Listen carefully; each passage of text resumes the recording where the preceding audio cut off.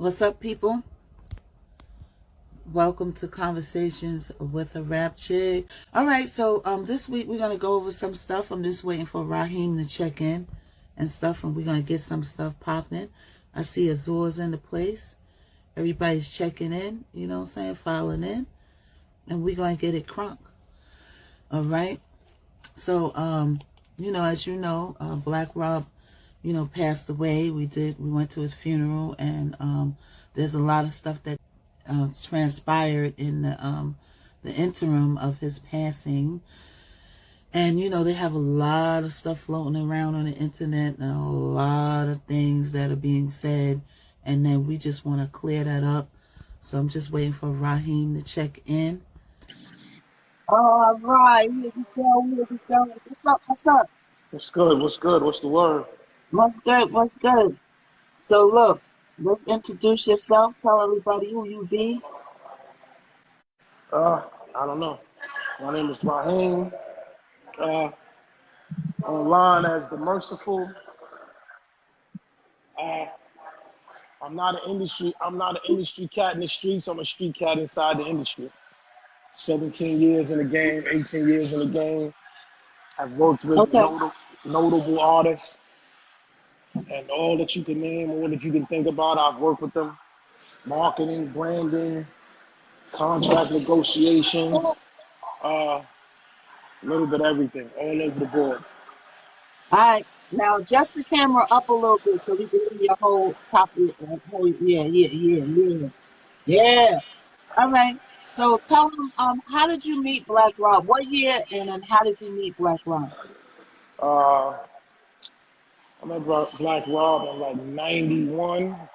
We was nothing to be proud about. It. We was in jail. I was doing maybe a 3-4 year bid. He was doing about the same.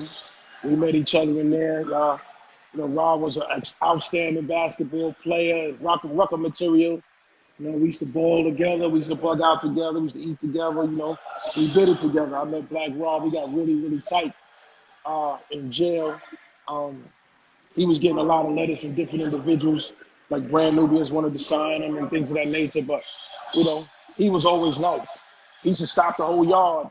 That's the first time I heard the song Jasmine. Rob started doing Jasmine, playing beats on the table. And Rob started doing the Jasmine joint, put the whole yard on pause. It was rare. Right. Yeah, Rob was exceptional. Okay. So now when you all started grinding in the industry, like what was it like moving in the industry trying to get towards like getting somebody to back him? Well, when Rob left, he went home before I did. And he went home, Rob will get into the industry, cats already want me. When I get out, holler at me, whatever. I'm like, okay, cool. But dudes say that. But I was always in jail. I was always studying the game. I was reading all the books and studying all the magazines and everything about the industry. I was studying, I was reading, doing what I was doing. So I was still in jail, and one of the cats in there said, "Yo, Rob, your man on TV." I said, "Who?" He said, "Your man Rob, he on TV." I go on TV, and that's the first time I seen him on TV doing 24 Hours to Live. That video. So I was like, wow, he did it. He was with Bad Boys, he did it. He was signed, and I was like, wow, like it's on. Then you heard the verse of Biggie Smalls, Black Rob joined the mob, and ain't no replacing him. So it's like we was over. I came home in '99, and and Rob was doing a signing for the album. I think at Macy's or one of these spots he was doing a signing. So I said, I didn't get in touch with him since I had been home. I said, let me go to sign him and go see him. So I went to the signing. Everybody was there. Everybody was, whole Bad Boy staff, street team. Everybody was there doing the thing. Because the album had just dropped. And he seen me, and that was it. It was me and him all the way through from there. I haven't left. I ain't leave the side since then. And that was 1999. I ain't leave the side since then. Through the good times, through the bad times, through the rough times, and indifferent. I haven't left the side. Right. So now, fast forward a little bit, like after everything he put out, he got to the album, his main album that he did, and then you were around for that. What was it like putting that album together, Life Story? One of his Oh, biggest albums. Life Stories. When I came home, Life Stories mostly already put together. Right, So right. I'm not gonna sit here and say I took any credit or whatever like that. Life Story. I worked on it with him with the second album. I had a lot of input in with the second album, but the first album, Life Stories, that was hard. Pierre and them, like, that was them in that situation. Like when I came along, they had just added Woe to the album, but the album was already done. And then they was doing that on ran out of ammo, started throwing bottles. Like that one there, that song was really pushing. And then they added Woe to the album, and they took the album back off the shelves, put it back out. And I came home, and I was running with them, but I was riding the wave. Like that was my man, that was my brother, and I was, whatever he needed me to do for him, I was like, let's go, let's do it. Right. So now after everything came out and it blew over, in the afterlife of being a major artist as we know it, what was it like trying to go to independent rap after that with the Well, new wave ushering in? well, see, Rob was a complex individual, man. Rob didn't have to go independent. Rob could have went Mhm. mainstream. Rob could have went. It was Rob. Rob didn't want to do the paperwork. Rob didn't want to do none of the major work that needed to be done. It was Rob. Like, and people are close to him know that it was Rob, because Rob could have signed with, and he could have signed back with Bad Boys. He could have, it could have been no problem. It was Rob. Rob did just, he a complex dude, man. He was a So complex dude, man. let's talk about, speaking of that, while we're on that subject, let's talk about how he was going to put together alumni, and then that didn't transpire because of what you just said, that he's not Al- like al- this. al- Yeah, alumni was together. We already started recording records. Um, you know, the whole mob was there. I was there for the whole piece of that. Alumni was there, like everybody, all the individuals, Rigor Mortis, Rudy Ray Raw, Mascot, um, it was like it was a mob. It was a good like 7 individuals, and so we went. D Dot was the A&R for the situation. So I put it together. We went to Puff, and Puff was rated. Let's go. Okay, let's put it in. Let's put the alumni. They even said it on one of the albums, alumni. So we were ready to push the jump with the alumni thing. he was We put shouting it all out. we put all the paperwork together, and then we went to Rob and said, "Okay, Rob, this is your situation. Let's go." Rob never wanted to sign no paperwork. We did for the life of us, we couldn't understand it. You know what I mean? Rob tried to So say, he "Oh, never explained it. Rob never wanted to do no paperwork." He tried to say, "Oh, Puff took G that from me." No, Rob, you never wanted to do the business.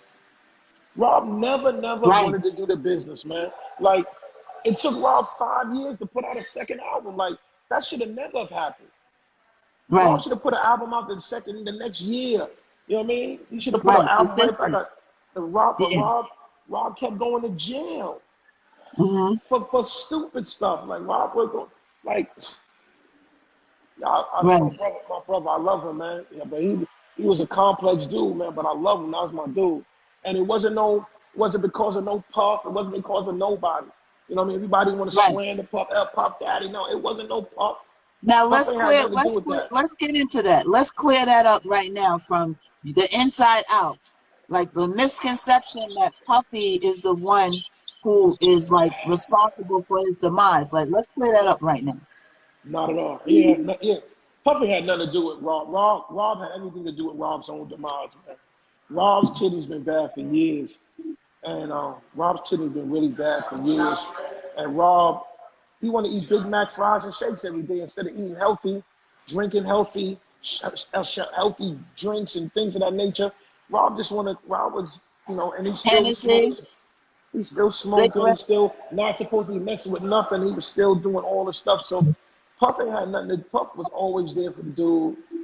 Like, you know what I mean? Like, Rob helped me to spar my career. Like, I wrote my first piece with Bad Boys, and Puff locked the song in. I got a $10,000 check for 4 lines that I wrote Right, on a Biggie duet album. So, Puff ain't never blocked no situation. It was the way that individuals handle their business.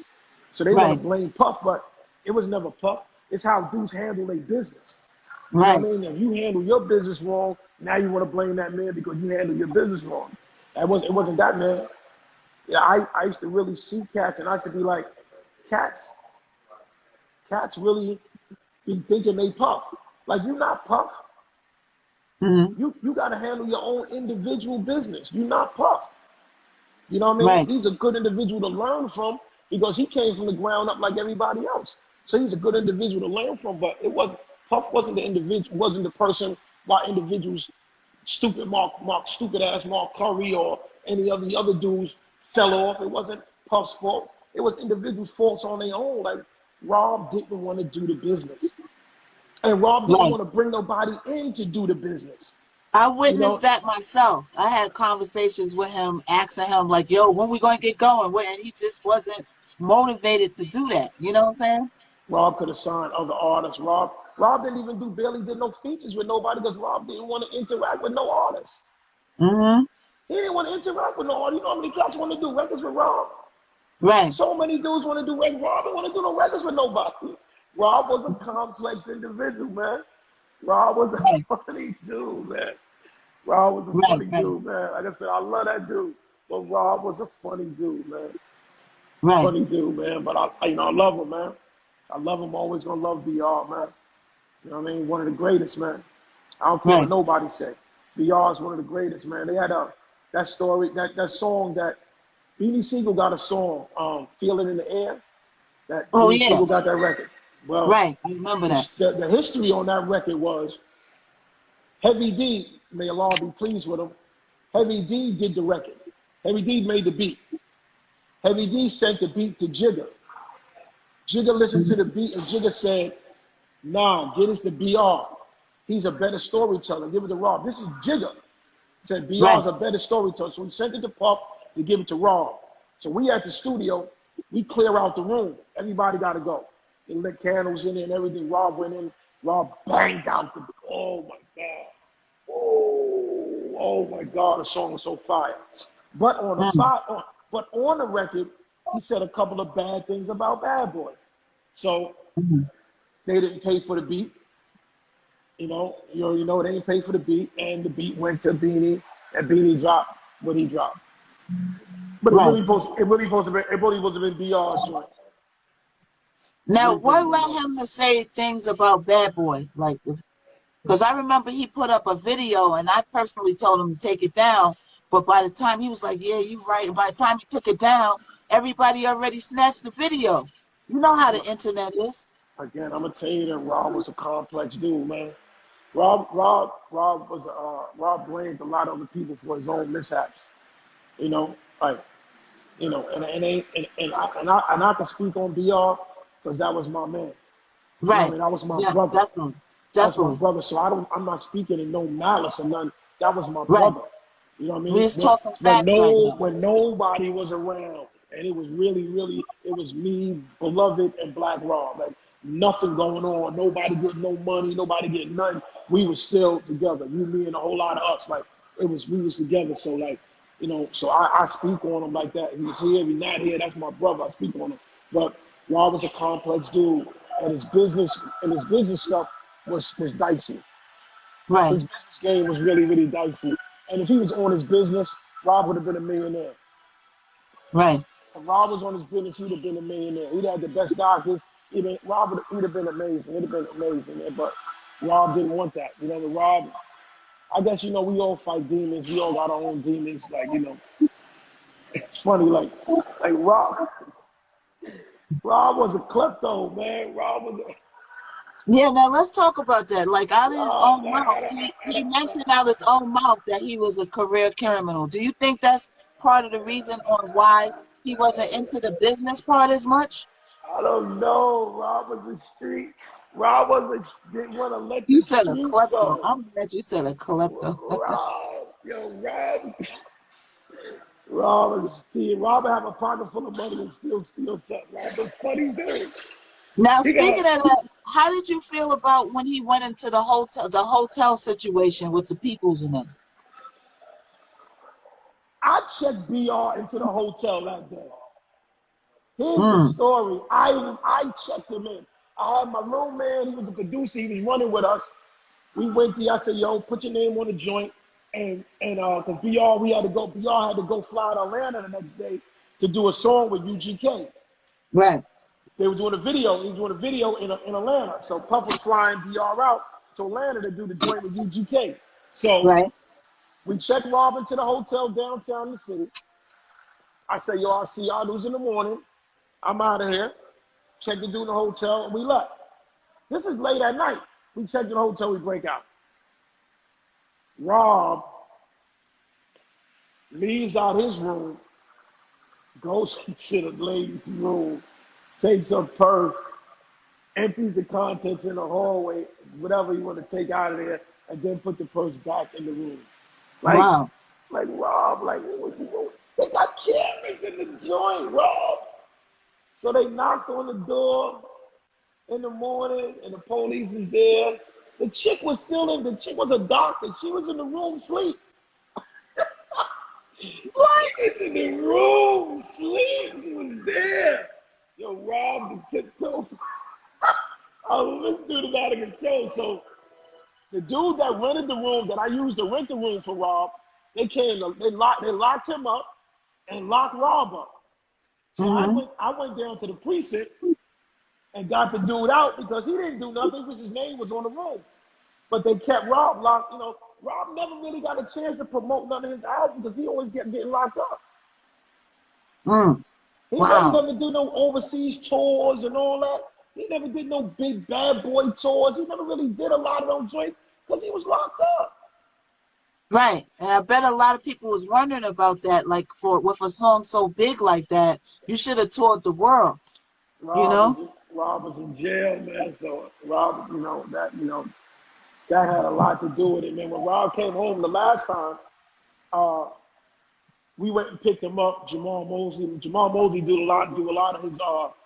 doing a lot of his day-to-day work for years. Jamal Mosley was doing a lot of BR's day-to-day work for years.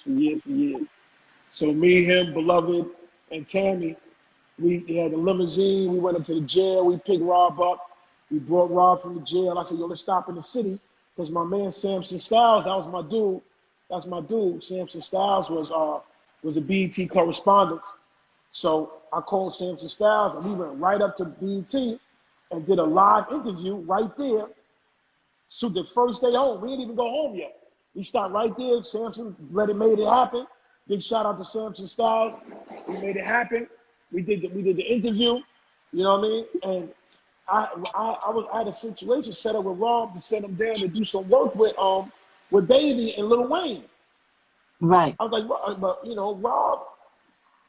Rob with the business. I said, yo, come on, like I got something set up for you. They got about 80 racks for you right now. They want to do something with you and Lil Wayne, whatever like that. Let's go. Rob ain't want to do it. And, I don't know. Like his own personal thing with Puff. He don't want to blame Puff for his own problems. Oh, Puff this, Puff that. Ain't no Puff. So what? The man ain't come see you in jail. He came to see Wayne in jail. He didn't come see me. He came to see Wayne. All right, he didn't come see you. So what? Get off that personal stuff and let's go get the money. Right. Let's go get the money. Let's get the bread. So that's when he went and signed with Duck Down.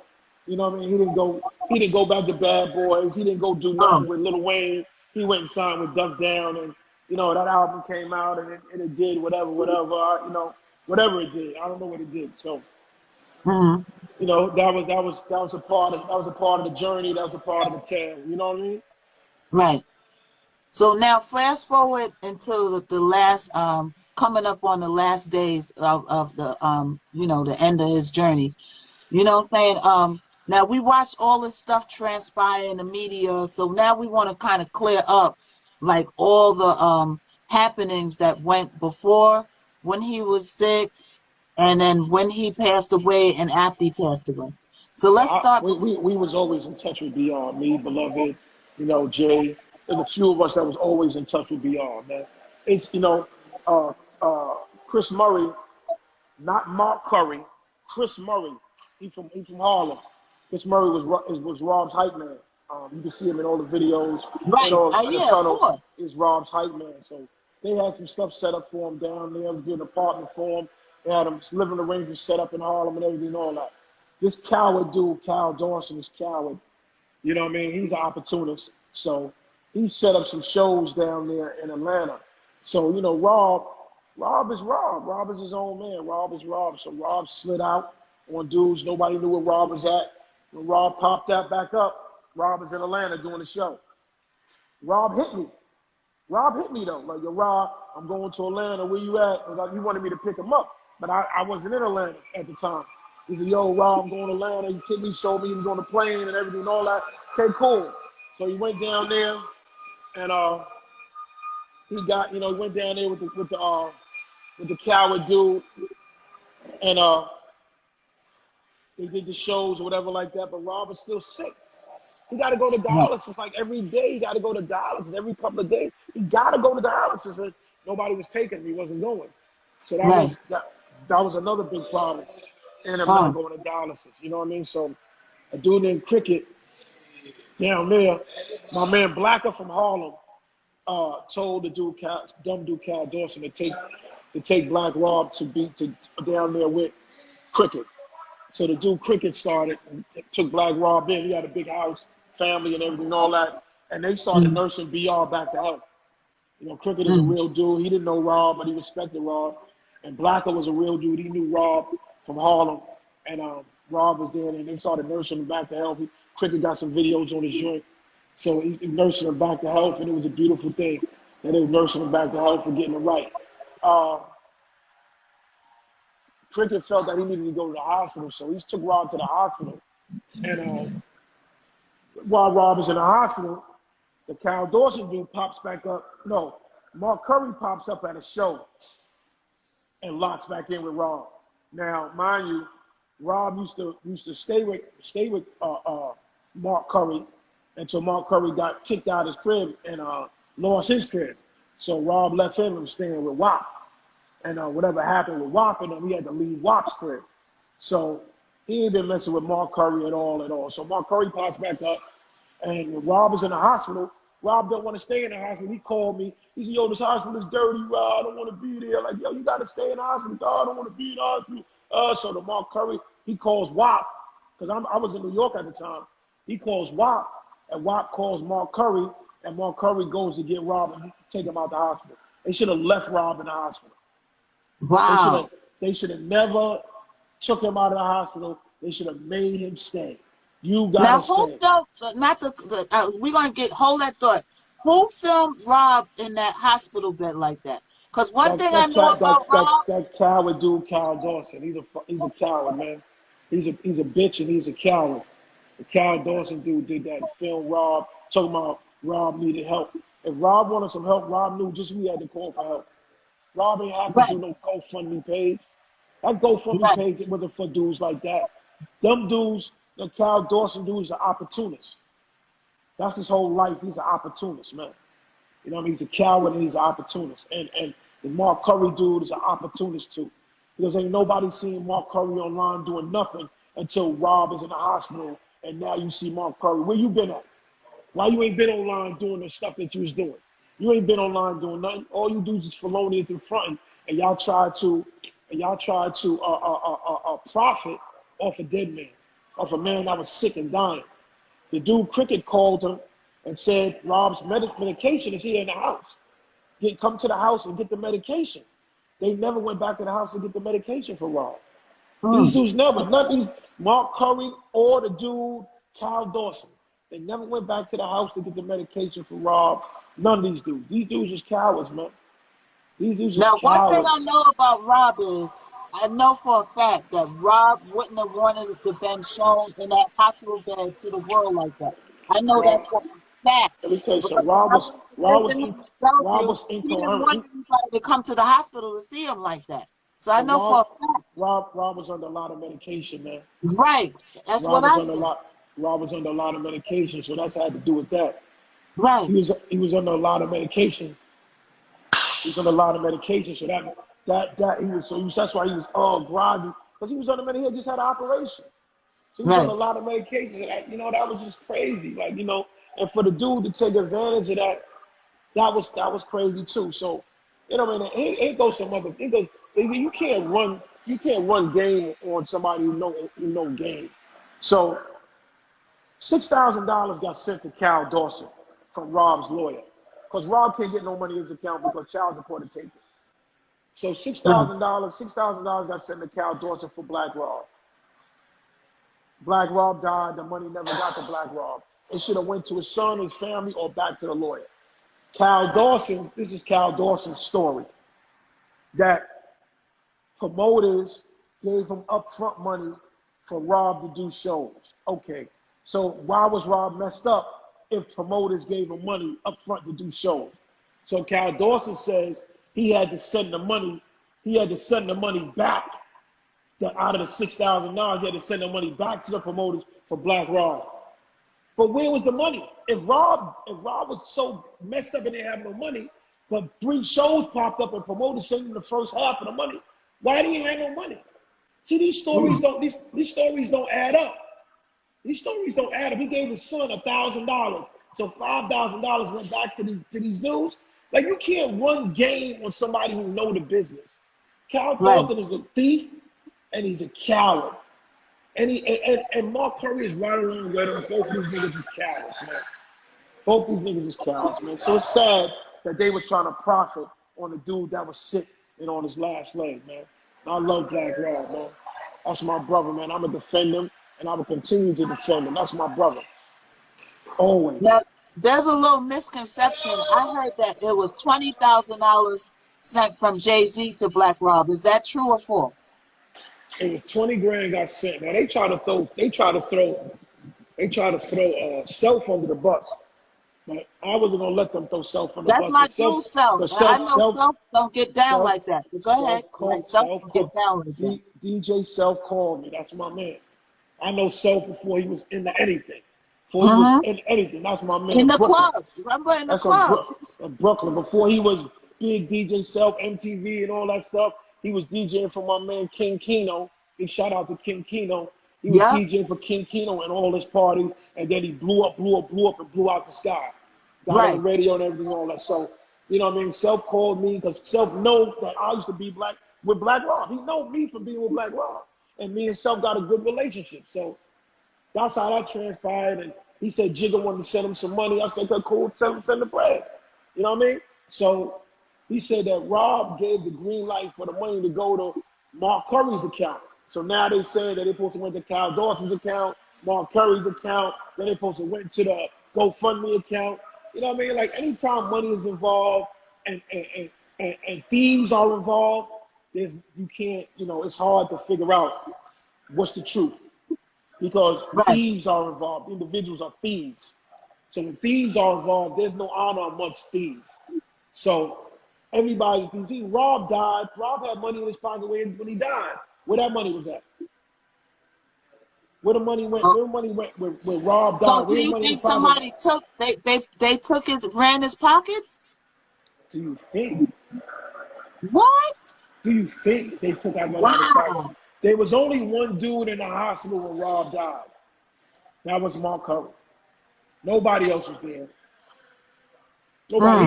He the one was there. He brought Rob back to the hospital, and he was the only one there. So his property and stuff was there, and who the nurses took it. Come on, man. Like, so it's a lot of felonious stuff, and there's no honor amongst thieves. And when there's a bunch of thieves, a bunch of cowards, this is what happens. It's all in the game. My brother's in the ground right now, man. You know what I mean? Long live BR. You know what I mean? Bacardi Rob, Robbie Rob, Robin Ross. Like, long live BR, man. We love him. We always gonna love him, man. So, you know what I mean? Only gonna speak the best of him. Speak the best of him, man. So other dudes, they gonna get theirs. God is gonna punish them in a punishment worse than death. God is gonna punish these dudes in a punishment worse than death. So they ain't gotta worry about it. Their time gonna come. They're not gonna be able to continue to float around like they're floating around. Their punishment is gonna come, and ain't nobody gonna be able to save them when their punishment comes. Right.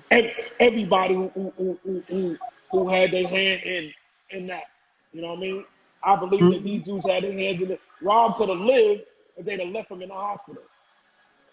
Rob could have lived if they left him in the hospital. They should have left him in the hospital. Did you ever speak to Rob about having getting on the list for a kidney? Well, Puff was going to fly Rob to Miami and put him in the hospitals and everything and all that. So In a Puff better had all hospital. in the Right. in the best hospitals and all that. Puff, Uh-huh. Puff was getting tight and all that up, but it never happened because Rob passed. But they should have left him in the hospital and they would have transferred him over and everything and all that shit. But he could have been went to Puff and all this. Like, let's just Rob, like his ego is crazy. Rob's ego is Rob's a funny dude, man.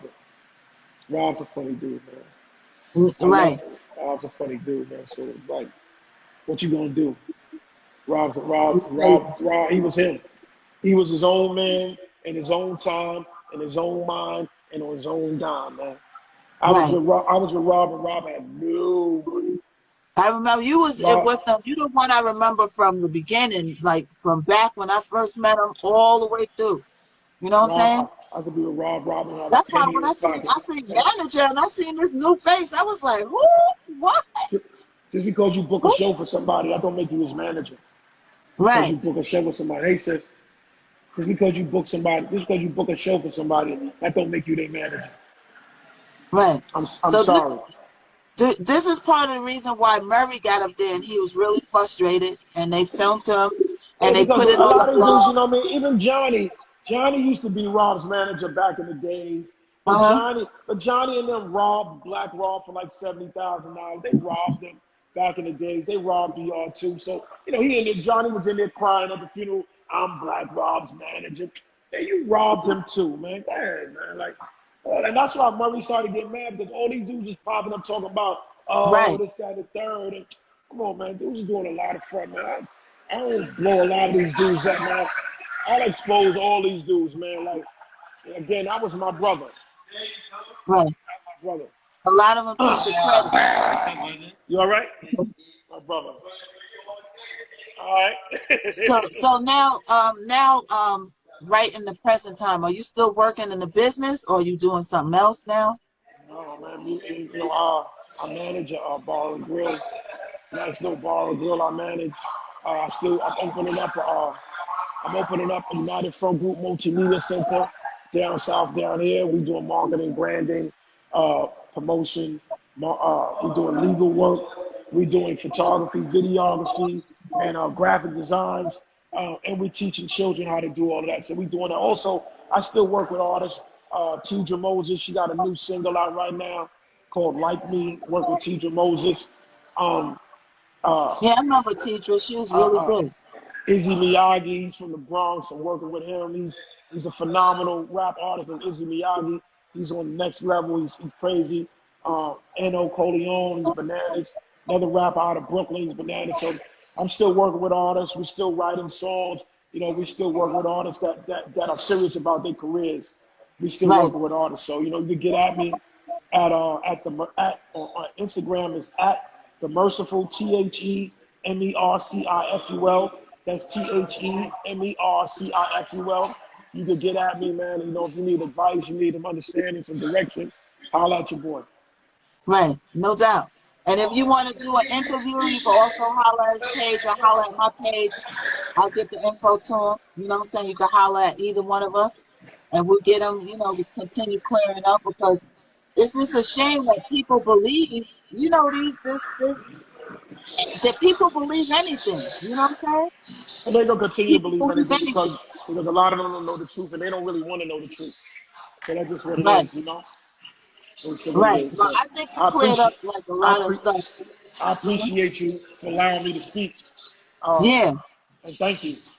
Yeah, no doubt. I'm gonna circulate this around and Right. give it to some of the blogs and stuff. And then, I'll contact you if I get somebody else. I know a few blogs and stuff. And then Charlemagne, too. Did you ever get at them? Because I could get at him another way on Twitter. Yeah, I'm He trying. You know, ain't I wanted to, me. I wanted to get at Charlemagne the God. DJ Envy is my man. I've been with Okay. DJ Envy for 100 years. That's my dude. When he was down Yeah. with Block Entertainment, and we was Yeah, you making can get at him. You need to do that. him and DJ Mono was making beats in the basement. That's how long I know DJ Envy. That's my dude. DJ Mono was in Atlanta.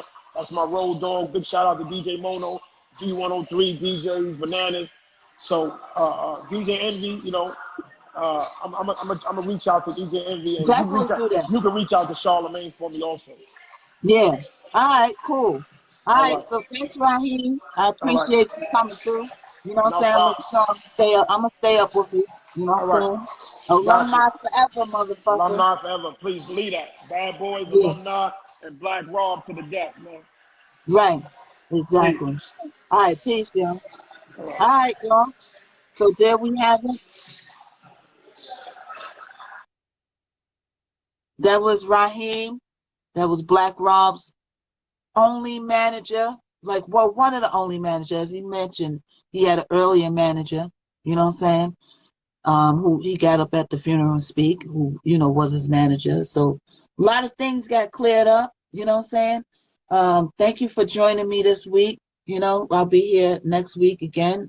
I have another special guest coming through, and yeah, we cleared up a lot of things, you know what I'm saying? There's a lot of misconceptions about what went on in the course of Black Rob's last days, and we just wanted to come on here and clear some stuff up, and hopefully, like, the media catch on to it and try to clear up these misconceptions that's going on, because it's crazy how you could just say one thing and then people just run with it. You know what I'm saying? And shout out to Bad Boy, shout out to Diddy. You know what I'm saying? We want to clear up the misconception with Diddy, because, he's in a position where it's like, people are just attacking him, and it's not warranted. You know what I'm saying? It's like a misconception. So we hope that we did like a good job in clearing up some of the misconception. I know people are going to always believe whatever they want to believe, but sometimes, like, Diddy is real big, and he's on another level right now, and sometimes you get twisted up in something and you just don't know how to address it, and or you think if you're going to address it, you're going to get attacked. So we wanted to kind of alleviate that pressure off of Diddy, because we were there in the beginning and we knew what went on. I was part of alumni, but I never made it to get in front of Puff, because, like he said, he didn't sign the paperwork. You know what I'm saying? He wouldn't do it. Like, some people are not business inclined. You know what I'm saying? Then we have a Busta Rhyme who put a whole clique, albums, everything together. We got to meet Raw Digger, Schoolboy, Spliff Star, because Busta Rhymes is a business person. Not meaning to compare him, but to compare him to show the difference. Rob, he didn't want to be responsible for those type of things. He didn't want to be, he just wanted stuff to happen, but he just didn't want to be so hands on. You know what I'm saying? So I hope we cleared up some misconceptions.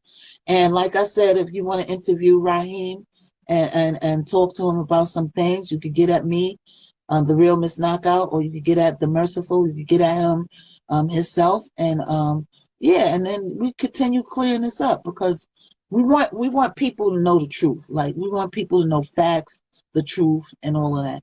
All right. So yeah, we'll be here next week.